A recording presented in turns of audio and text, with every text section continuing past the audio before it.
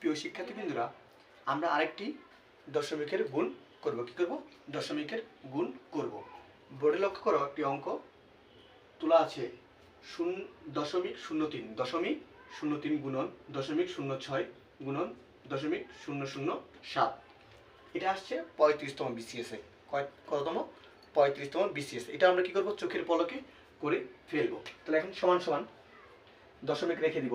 তা দশমিকের পরের সংখ্যাগুলো আমরা কি করব? দেখব কয়টা আছে। এখানে দুইটা, চারটা, এখানে তিনটা, সাতটা। কয়টা? সাতটা। তো সাতটার জায়গায় আমরা তিনটা শূন্য নিয়ে ফেলবো। আগে তিনটা শূন্য নিয়ে ফেলছি। তাহলে 6 আর 3 যদি আমরা গুণ করি 18। 18 দিয়ে 7কে গুণ করবো। কত দিয়ে? 18 দিয়ে কত গুণ করবো? 7 দিয়ে। 7 হাতে 56, 56, 6 হাত থেকে 5, 7 থেকে 7, 7, 5, 12। তাহলে কত হয়? 1, 2, 6। 1, 2, 6। এটা হচ্ছে আমার কি? এটা হচ্ছে আমার উত্তর। এটা হচ্ছে কি আমার উত্তর? 0.000126। এটা হচ্ছে কি আমার উত্তর। একদম শর্ট টেকনিকে করে ফেলতে পারছি আমরা।